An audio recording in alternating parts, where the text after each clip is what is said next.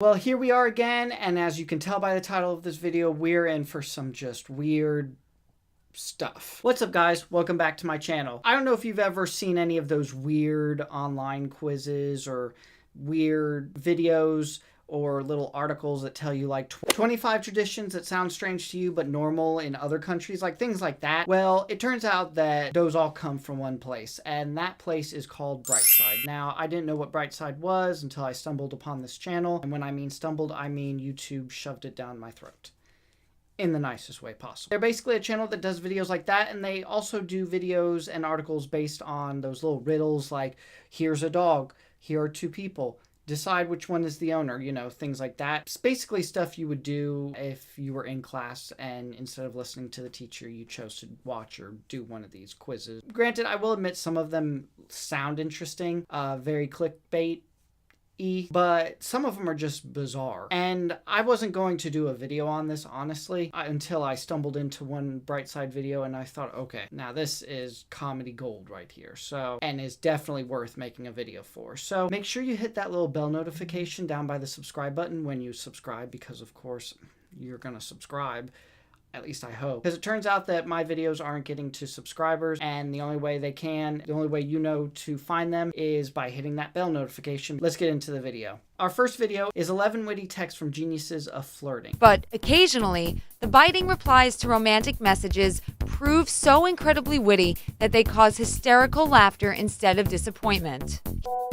Hey, send me a pic of you in your bra. That's a bold first text to send somebody. I mean, hats off to Aaron. You didn't even build up to it. You just went right in. Okay, here you go. I mean, technically, you gave him what he asked for. You wanted a pic of your bra, but I don't understand how that's witty. Well, I know that 1 atom of iodine weighs less than 3 atoms of uranium. So what? Oh, it's a science joke. Now that was great, I guess. If I were Henry, or I was giving advice to Henry, I would say leave it there, delete the number, run away, don't pursue this any further. I can barely breathe. Aw, because of your love for me? Okay, so if I received a text that said I can barely breathe, I would be legitimately worried. Because you have love for me would not be my response. My response would be, what are you doing? You need to be calling 911, not texting me. No, because I've overeaten. So the text didn't end off flirty, but the person getting the text tried to flirt. That one I don't really get. I can't find words to express how beautiful you are. Tony strikes me as one of those that's gonna start writing you poetry. Big red flag right there. Aw, thank you. But I can express it with numbers. 3 out of 10. Aw, thank you. That's not someone who loves you back. That's a friend who's trying to say, hey, listen, love you like a brother, not as a lover though. Tell me, you really haven't set eyes on any other girl since we've started dating? She is definitely what one would call someone who's very clingy, who probably would go through your texts and would show up at random places that you just happen to be at. Just because I'm on a diet doesn't mean I can't look at the menu.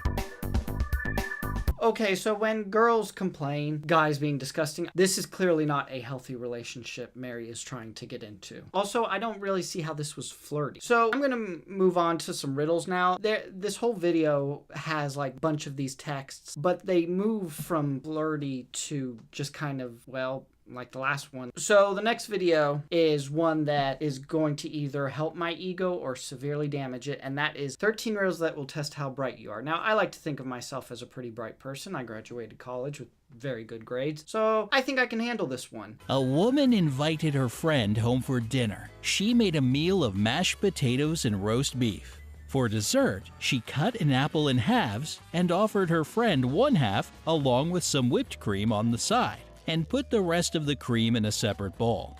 She then ate her piece of the same apple. The friend died of poisoning, but the host survived despite eating from the same apple. Okay, first off, can we just talk about how this channel is called Brightside, and yet we're starting off immediately with somebody being poisoned? Well, the only thing I can tell is that the girl who offered the apples and whipped cream clearly didn't have any of the whipped cream, which you would think would clue someone in on the fact that, hey, why aren't you having whipped cream if you've offered it? Answer. The poison was in the whipped cream. Oh, hell yeah.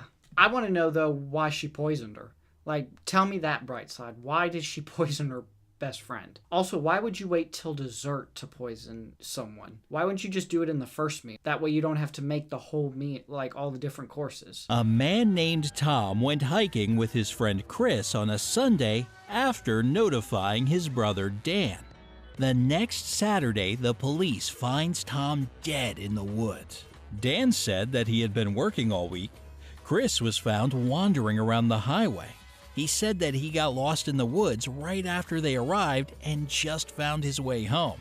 Look at the picture and guess who's lying. The guy in the green, Chris, is clearly lying because if he's been in the woods, where's the beard? Where's, like, you don't look clean shaven and like all cleaned up. You would look pretty rough. Although I want to know what happened to the guy who died in the woods. Answer. Chris is lying. How can he be so well shaven after being alone in the woods for a week? Okay, can I just point out that that's the second one having to do with someone dying. First it was a poisoning. Now it was a bunch of friends going out to the woods and one of those friends killing another friend. 3. Guess the name of the murderer. I thought these were supposed to be like lighthearted, fun, like witty replies to flirting. This is like dark. A rich man who lived in a beautiful house on Baker Street, Mr. Ronald Green, has just been kidnapped, and Sherlock Holmes has been appointed to the case. He finds a note at the crime scene written by Mr. Green. It read, 1st of January, 4th of October, 5th of March, 3rd of June. Sherlock knew that somehow the killer's name was hidden in the note.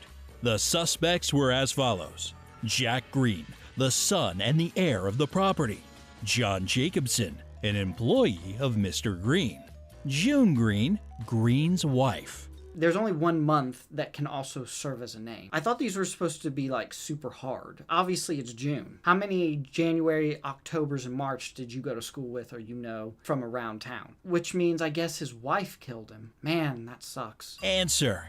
The kidnapper was John Jacobson. I don't know how you're supposed to figure that out. I mean, come on. I saved 2 people's lives. Well, technically you didn't save them. They were already dead. Every night, Sherlock Holmes was in his house sitting by the fire. All of a sudden, a snowball came crashing through his window and broke it. Holmes got up and looked out the window just in time to see 3 neighborhood kids who were brothers run around the corner. Their names were John Crimson, Mark Crimson, and Paul Crimson. The next day, Holmes got a note that read, Crimson, he broke your window. Which of the 3 Crimson brothers could Sherlock Holmes question about the incident? Technically, couldn't he question all 3? I mean, all 3 of them were there. Technically, they were all in on it. Although I am happy to report that no one dies in this one, which is actually really nice.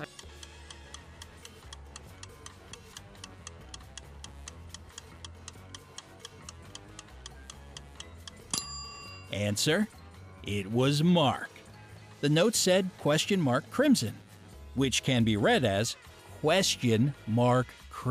How many neighborhood kids does anyone know that would leave a note with a clue on who did it by putting their own name in there? Chances are if you're committing a crime, you want to get away with it. Most people don't leave notes with like hidden clues and like things you have to like figure out and codes and everything in order to figure out who did it. Chances are if you just went and questioned them, 2 of the boys would rat out the other one really quick. So there, I did your job for you, and I didn't have to use all that much brain power to do it. So I would go on and do more, but these are really depressing and not like the ones in school. Like in school we had riddles, but they were like fun, riddles. They weren't dealing with poisoning, murder, and vandalism. I definitely think Brightside, again, should change their name. Definitely a darker route than I thought would happen, but... So I hope you guys enjoyed the video. If you did, be sure to give it a thumbs up. I'd really appreciate it. And in the comments, tell me if you got any of these riddles or if you thought this was like kind of depressing. If you want to follow me on any of my social media, that's all in the description below as well. I will see you guys next week with a brand new video on Friday. See ya.